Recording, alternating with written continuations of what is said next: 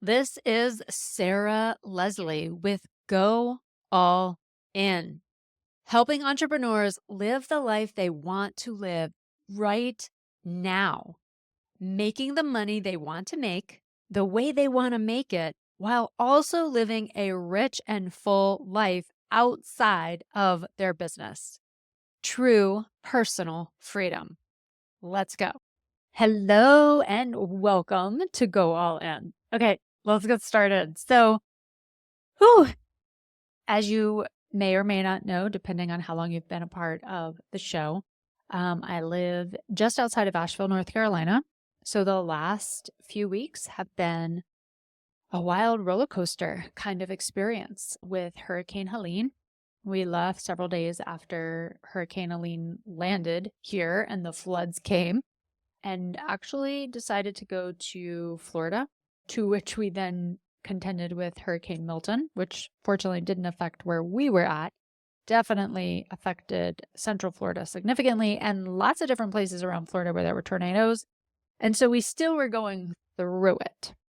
And I say all of that to say a lot of different topics have been coming up for me and different places of awareness. And oh my gosh, I want to talk about this topic. And oh, here are some new awarenesses and some new learnings. And like, wow, so many good things.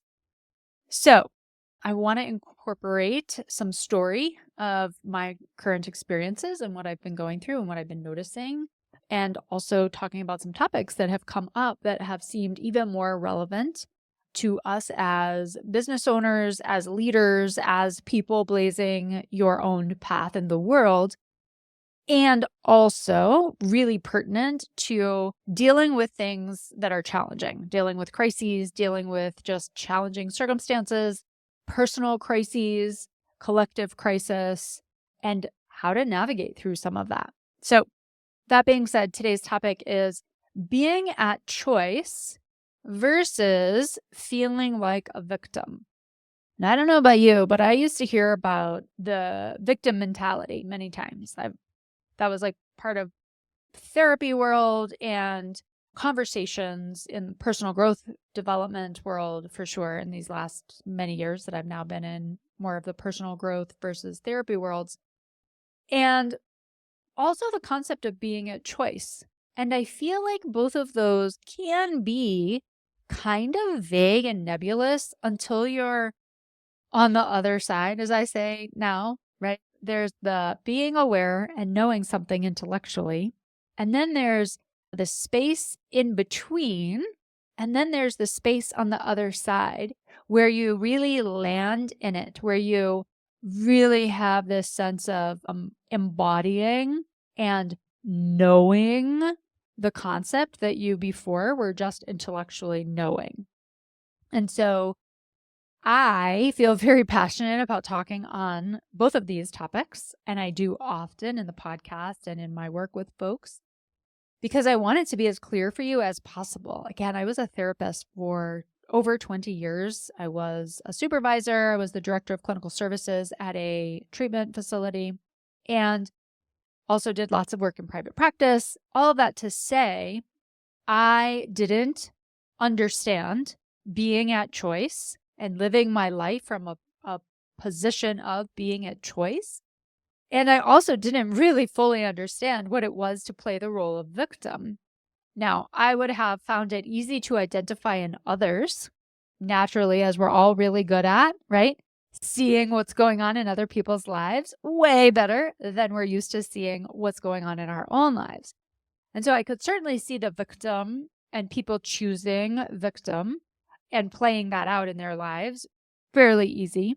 And it's different still to one, be able to see it in your own life, and two, be able to understand it where you can see it in your own life and also not judge yourself or others being in a time period where you're falling into seeing yourself as a victim. So, all of that being said, initially, and let's just say pre age 38, I'm now in my later 40s, I didn't understand this concept of how to live in choice. And I didn't understand that it was, I'm just gonna, for the preface, for the context of our conversation here today, talk about it from a broad place and then give you some really specific examples to show you what this looks like in real time. But if you think about choice versus victimhood in a really simple context of feeling good. So I would say that one of our core goals in life is to feel good. Okay. And I'm just going to keep it that broad because I actually studied this, during the years that I was a therapist, I studied this intensely. And I would actually say it really is one of the chief goals that we seek consciously and unconsciously is this desire to feel good. The mind is constantly regulating itself such that you can always feel good. And you could equate feeling good with feeling safe. You could equate feeling good with life circumstances being good. There are lots of different ways to interpret that, which is why I'm going to leave it more big and vague for our current context of conversation. So, when you see yourself as a victim of your circumstances, a victim of life, when you interpret the world through the lens that says, this is a circumstance I can't control, and I can't control my reaction to it or the way that I now have to proceed. Okay. That's that role, that's that positioning of being a victim. And so what happens inside of that space is we are also saying, I can't feel good because fill in the blank.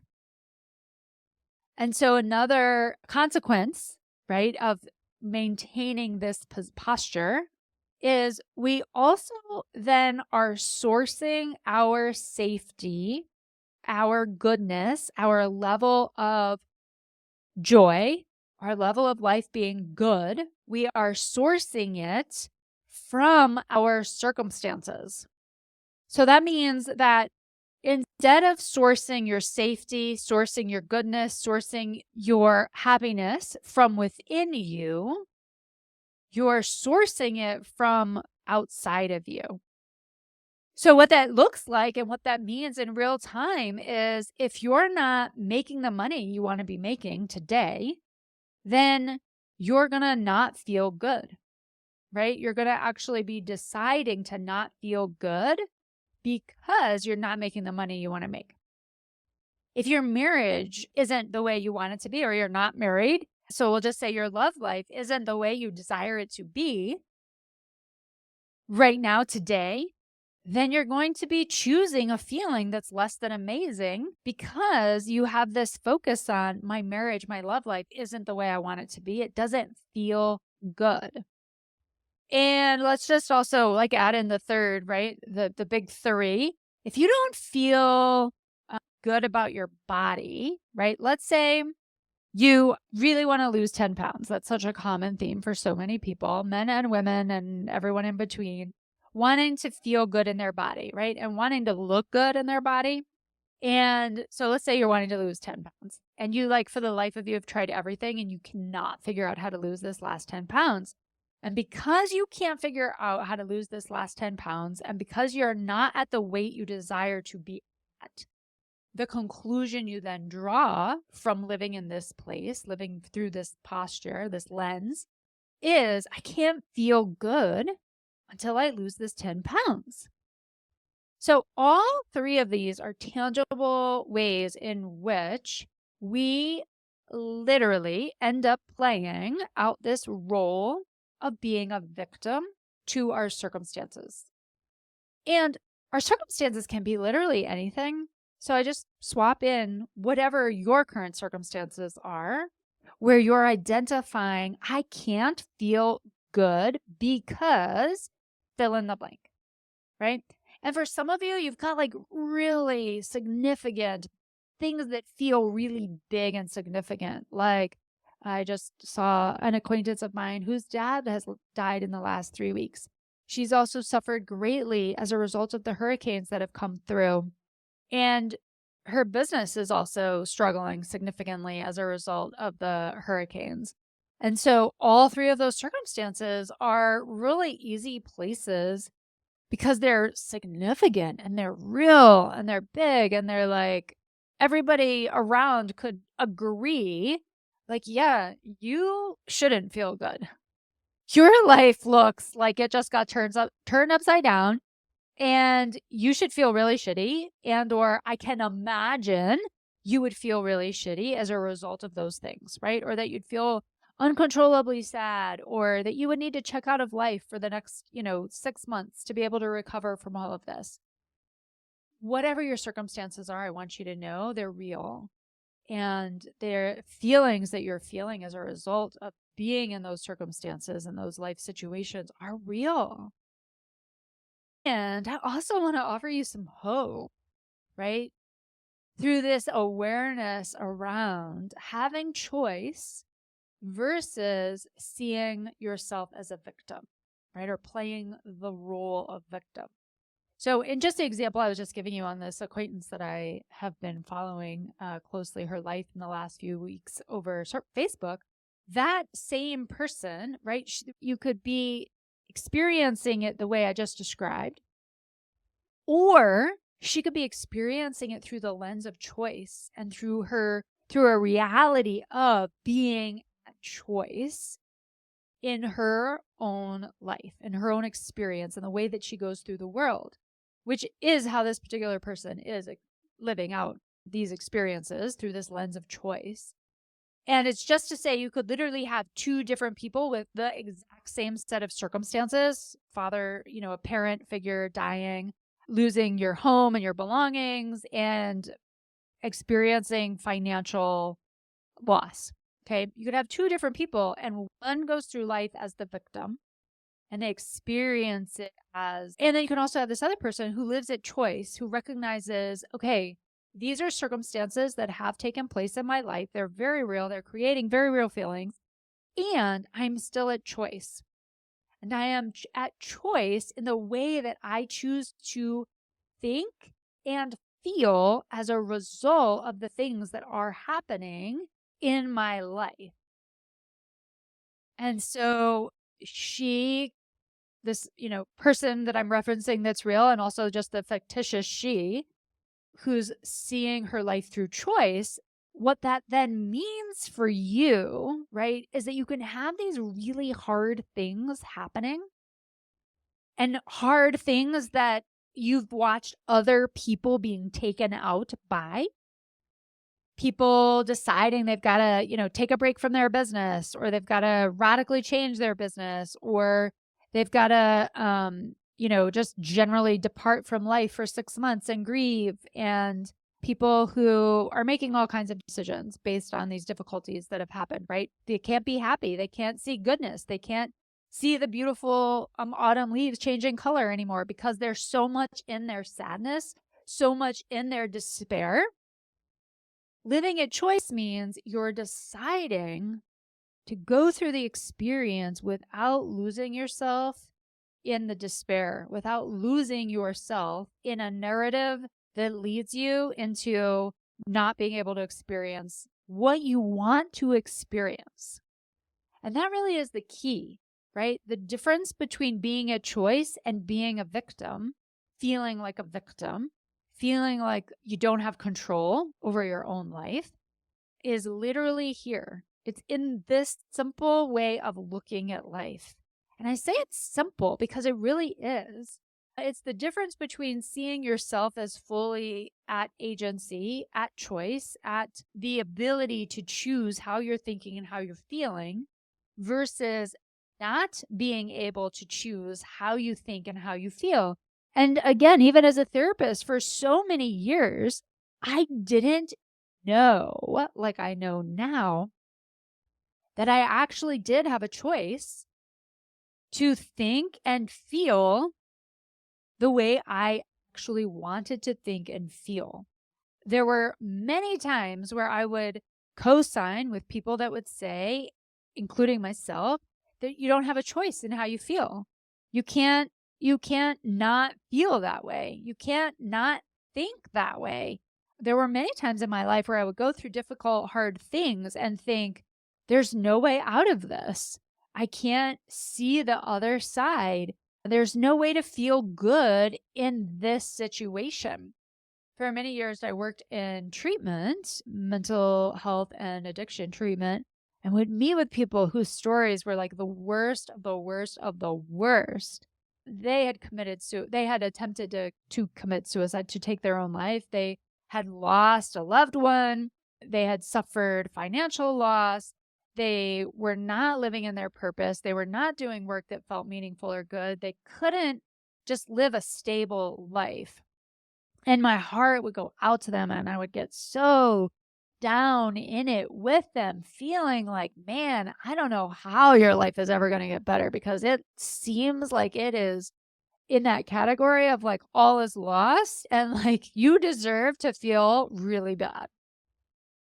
And right, as my role as the therapist, certainly I was attending to them, and I was, doing all of my functions as a therapist quite well, and providing for them a little bit of hope and a path where things could get better, and coaching them through their circumstances to where they could see life a little bit better and they could feel a little bit better about themselves, but not so bold as to, with 100% certainty, say, your life can 100% get better. And it is through the avenue of choice. It's through the avenue of deciding you don't want to live that way anymore, and you believe living a new way is possible for you. So again, right, when you give lip service to those things and you don't believe it at 100%, then it falls a little flat when you're offering it to someone else. And so the best way to look at your belief around this topic is to look at your own life and look for where you don't think something is possible for you. It's the easiest way to know how much you're believing that you are at choice and that you can change your life regardless of your circumstances. So again, right, my life was pretty good when I was working with these folks, and I had a lot to be grateful for, a lot of things working for me, and certainly much better circumstances than the folks that I was working with. And yet, if you had a window into my personal inner world at the time, what you would have probably found is a lot of dissatisfaction with the way that my life was going, and a lot of places in my inner world and in the way that I was looking at my life where I actually didn't feel good.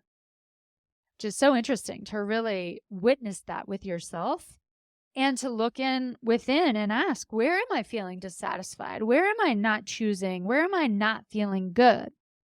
And this allows you that window into how much you actually believe you're at choice, how much you actually believe your life could get radically better right now if you decided to allow it to be radically better right now, regardless of your circumstances. So the key, right, the thing that shifted for me was the way that I was looking at life, the way that I was thinking and the way that I was feeling. And the way that I got myself to a new place was through the mental work. Okay. And the way that I think about the mental work is it's the key to creating your own freedom, to creating a life where you are at choice, to allowing yourself to have the things that you desire, to allowing yourself to feel good no matter what the circumstances are, to feeling confident that you are okay and safe no matter what's in your bank account, what you're doing for work, what your current circumstances is with where you're living, or the number on the scale. So the way that you get there is through doing the mental work. It isn't through doing new things. It isn't changing where you live. It isn't seeing a new number on the scale. It isn't coming up with a new way to lose weight. It isn't creating a new client or a new source of income to then bring in more money. Those things are all just circumstances that shift when we're able to manage our minds more successfully. So, for you, the path forward, whatever your circumstances are, right? You've had loss, you've had tragedy from the hurricane, you've had difficulties in your business, you're not achieving at the level that you want to be at, or life is pretty good for you, right? Again, like my life up until 38 on paper was really good. It actually wasn't bad. My circumstances from the outside and on paper were good.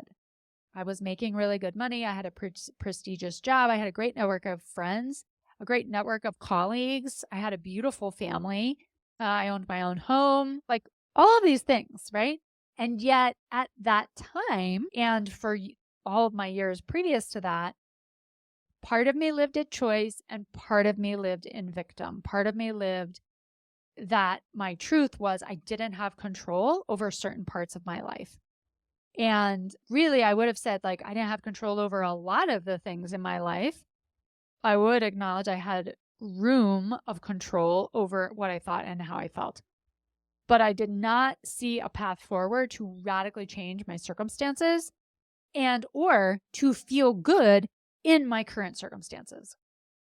My life today and the lives of my clients after they've been working with me for 6 months and longer, the shift for them, the shift that's available for you, is to be able to understand how to actually choose to feel good, how to choose to feel safe, how to source your inner safety and goodness from decisions and choices and beliefs, rather than in the circumstances of your life, the experiences that you're in, the results that you create.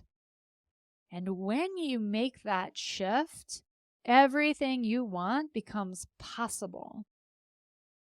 Your freedom from feeling bad becomes known. You actually see how it's possible and you see the path. Now, I'm not saying your life will be perfect or without feelings of uncomfortable and all the negative feelings that we would easily identify, right? No, that's actually not the point of life, and it's not what's possible for life. You're always going to have times where you don't necessarily feel good, where you have sadness, you have disappointment, you have, I'm not good enough, you have, oh, life isn't going the way I wanted to right now. Those things will all still be true, even when you really sink into and surrender into, I am at choice. The difference is when you're at choice, you no longer have the luxury of living like a victim. You no longer can go into that space and get lost in it and not know the truth, which is at any point you can choose something different for yourself. And so it shifts your reality forever. Like it just literally shifts your entire reality forever. Because when you go back into the spaces of feeling like you're a victim to your circumstances, which for me happened just recently with the hurricane, where as the floods were taking place, I had lots of moments of, oh my gosh, I'm going to lose everything. We've literally spent the last year curating this home for every detail of tangible stuff that's in our home. We've curated it, Troy and I together, with great intention over this last year. I'm about to lose everything. And then spiraling into all of those thoughts and feelings where it feels out of control, where I feel like I'm a victim, where I feel like I'm not going to be able to feel good. And it took me several days to really release that, even though all my stuff was fine, like outside of just a few items. The house, in the way that I think about it is the house was totally fine.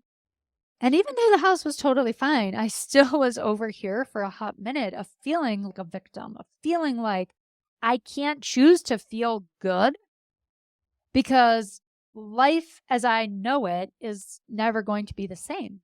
Even though our house was good, like we couldn't actually leave our house because there was now a tree and the bridges were out and this and that and the other thing. And like, For a lot of people in North Carolina, their house was washed away in the flood. So again, when we come back to the core principles of what is true, and we know that we have the power to create our world inside of us, right? That we are beings with so much power and empowerment because the divine is within us. God is within us. We are created beings, spiritual, divine beings that have the power to control the way we think, to have agency over the way we think and the way we feel, regardless of our external circumstances. One of the most powerful stories that readily comes to my mind from the Bible, which I grew up in the church, and I have a lot of different thoughts now than I did then. And there's still a lot of wisdom that I glean, certainly. And one of them is from the book of Job and the experience of Job. And whether or not you think that's a real story or not, honestly doesn't matter. But the story itself and the wisdom that it's sharing with us is this recognition of thousands of years, people's experience and awareness has been to conclude, wow, literally I could lose everything physical. The people in my life, the things that I've collected over the years, my work, my seemingly purpose, all of the things could get lost, could get taken from me, right? Which is really more Job's story, is they got taken from him. People died or things were taken from him, and it was him that remained, right? Him with himself, which is also to say him with God, with his creator, with his connection to life, was all that was left, was all that remains. And this serves as a place of wisdom for us still today to be able to reference and recognize, like, wow, this person lost everything, right? And again, to me, he's a symbol that represents many people who've agreed you can lose everything but your literal existence, and you can still stand tall, and you can still choose to walk forward, to continue, and to feel some level of goodness, some level of safety, some degree of I am okay, right? So obviously, if you're a person who has lost everything, you're saying I am okay might sound much more heartfelt, right? And deep. I think also of the song, the name of the song is escaping me right now, and I will put it into the show notes.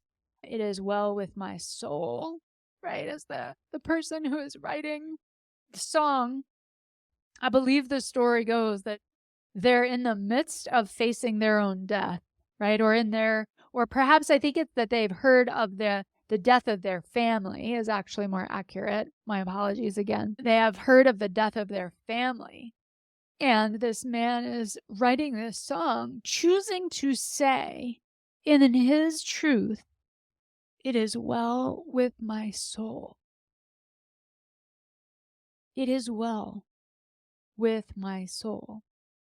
That is the place in which you can rest for every day forward. To choose to say, it is well with my soul. I am okay. Regardless of my circumstances, I am okay. This is what it means to live at choice versus to live as a victim to your circumstances. And so my charge to you, my friends, is to decide to learn how to live even more at choice, even more fully at choice, such that you don't afford yourself the bridge to go back to feeling like a victim ever, because your life will be greater joy, greater what you desire it to be. Your life will have more purpose, more usefulness, and result in so much goodness when you decide to learn how to live at choice and how to actually be in choice regardless of your circumstances. That's my charge for you and my offering to you, and what I believe to be true is possible for each and every one of us. Be well, my friends, and I will see you next episode. Ready to hire your own personal one-to-one mentor to help you take your life and your business to the next level? Go to my website where you can sign up for a no charge, no pressure consultation where we can get to know each other better. I get to hear your vision. I'll help you understand exactly what's getting in your way. And if it feels like a good fit and I believe I can help you, we'll talk about what it looks like to work together.